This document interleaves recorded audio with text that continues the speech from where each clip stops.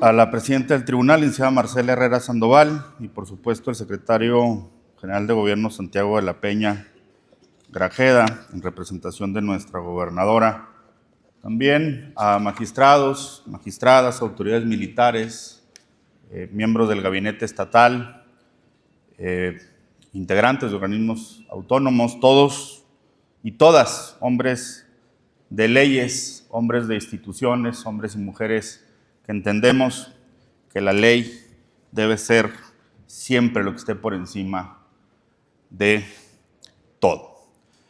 Lo malo de ser el último es que muchas ideas ya se dijeron. Y yo quisiera empezar haciendo una reflexión de que no podemos hablar de la Constitución del 25 sin hablar del proceso histórico de la Constitución de 1824, que fue una Constitución profundamente, desde mi punto de vista, equivocada en algunos aspectos.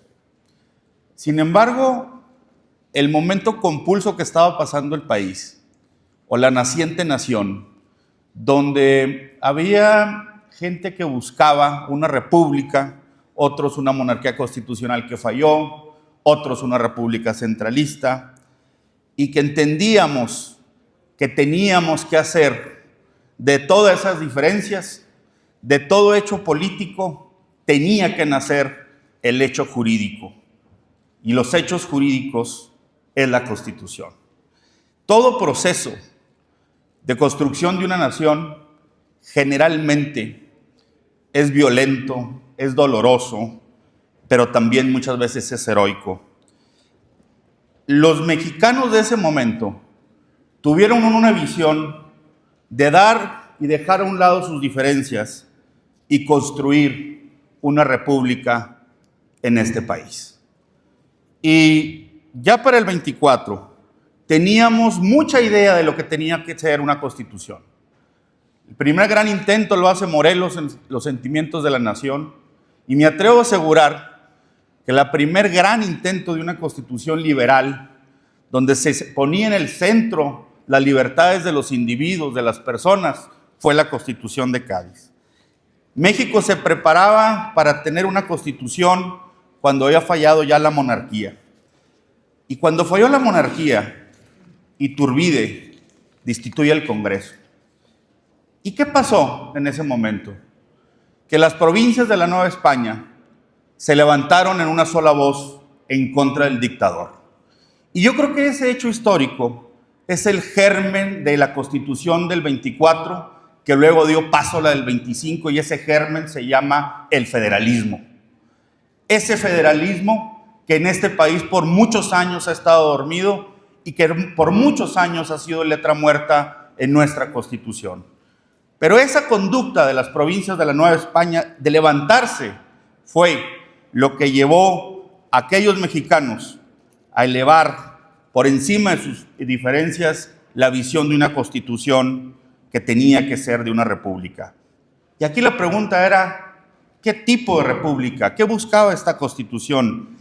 ¿Qué problemas se encontraron? Porque la Constitución del 25 es producto de un largo proceso legal e histórico y de discusiones que inicia en 1823 en el Constituyente. Y a raíz de eso, las provincias de nuestro país se fueron poco a poco pronunciando.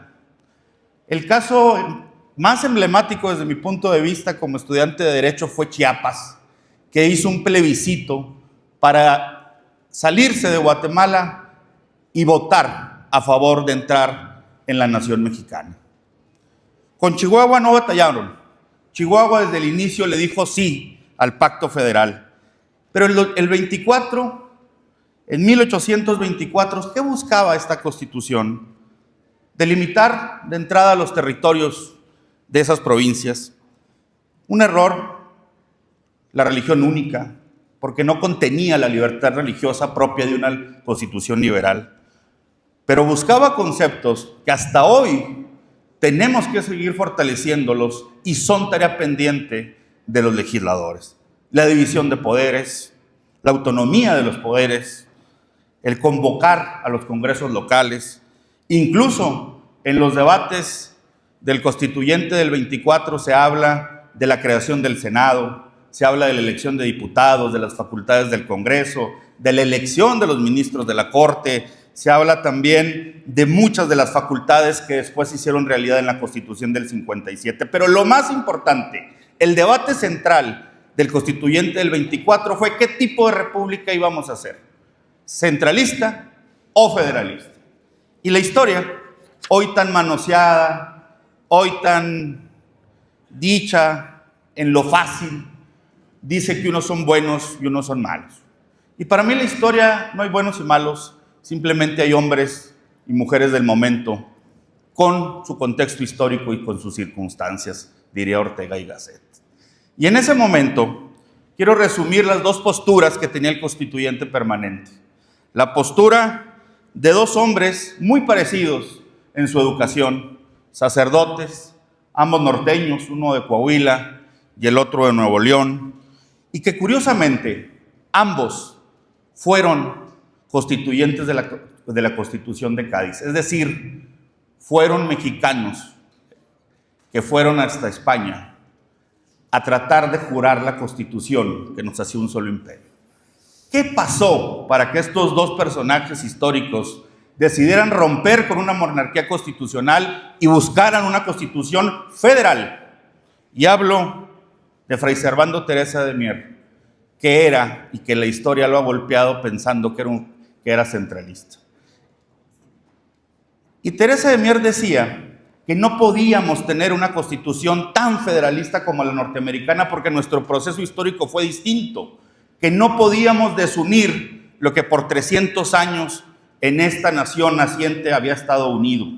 Pero por el otro lado, Miguel Ramos Arizpe, coahuilense, por cierto, ambos curas, ambos presos en España y ambos exiliados de este país, tenía la otra versión y por cierto eran amigos. ¿Y cuál era esa versión? Que el país empezaba en los estados, que el país se debía pronunciar desde las provincias y que teníamos que fortalecer los gobiernos de los estados porque de esa manera íbamos a fortalecer a la nación. Ya con la Constitución, con los trabajos del constituyente permanente, el 5 de julio de 1824 se declara por parte de la Asamblea que Chihuahua ha decidido ser Estado, parte de la Unión. Y con eso había nacido nuestra patria chica. Los chihuahuenses le habíamos dicho sí a México y dijimos e hicimos el pacto federal donde nos anexábamos. La idea de esta patria chica se ve plasmada en la Constitución del 25. Y déjenme decirles que muchas de las constituciones de los estados fueron muy parecidas, muy similares, iguales en muchos de sus aspectos fundamentales, las libertades, la división de poderes, los aspectos orgánicos. Pero hay algo en la Constitución de Chihuahua que ninguna otra constitución tiene. Y quiero pedirles que no lo vean con los ojos del 2025, sino con los ojos de 1825. Una de las cosas para perder la ciudadanía chihuahuense era no saber leer y escribir. Si hoy venimos a traer este concepto, diríamos que es racista. Y tal vez en nuestro contexto lo es. Pero en ese contexto, los chihuahuenses nos pusimos la vara muy alta y dijimos que la ciudadanía tenía que saber aprender a leer y escribir. Pero no fuimos racistas. Este artículo en particular tomaba vigencia en 1840. Es decir, el Estado chihuahuense, el gobierno de Chihuahua, se pone la meta en la Constitución de darle educación al pueblo. Y eso, compañeros y compañeras, en ninguna constitución lo hemos visto.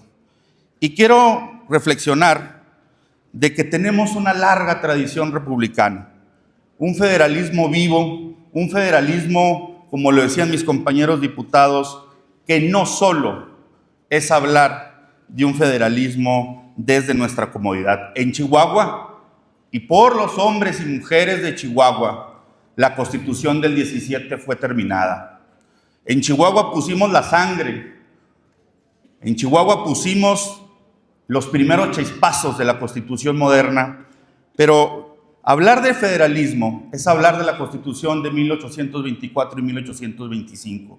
Y hoy esa palabra cobra vigencia, porque no podemos, en un aniversario que sea nostalgia, debe ser un llamado al futuro. Soy un convencido que en este país hace falta acuerdos. Soy un convencido que en este país, y como lo ha dicho la diputada que me antecedió en la palabra, no solo las mayorías hacen constituciones, no solo las mayorías pueden imponer en la Constitución, se tiene que escuchar a la otra inmensa mayoría que no ha sido escuchada. Y creo que en este contexto, Chihuahua tiene tareas pendientes y nosotros como legisladores y legisladoras tenemos la tarea pendiente de darle a Chihuahua un verdadero federalismo.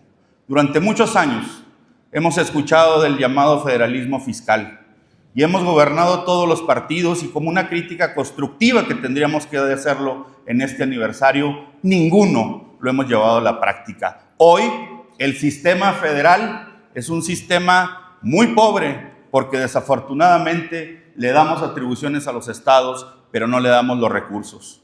Hoy los partidos que hemos gobernado no hemos fortalecido el municipio y no hemos fortalecido a los estados en materia fiscal.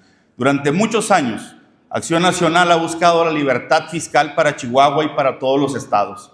Creo es momento, en este ánimo republicano, después de 200 años, donde nos sentimos muy orgullosos de tener una presidenta mujer en 200 años y una gobernadora mujer y una legislatura paritaria, creo que es momento de repensar nuestro pacto federal.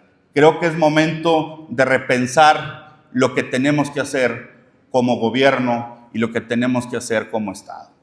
Yo dejo las conclusiones y que el espíritu de Ramos Arizpe, que el espíritu de los constituyentes del 25 y de José de Urquidi, quien fue nuestro primer gobernador y que juró la Constitución, siga en nosotros en ese ánimo reformador, venciendo el desierto y venciendo la adversidad, pero construyendo nuestra patria chica. Es cuanto, presidente. Gracias.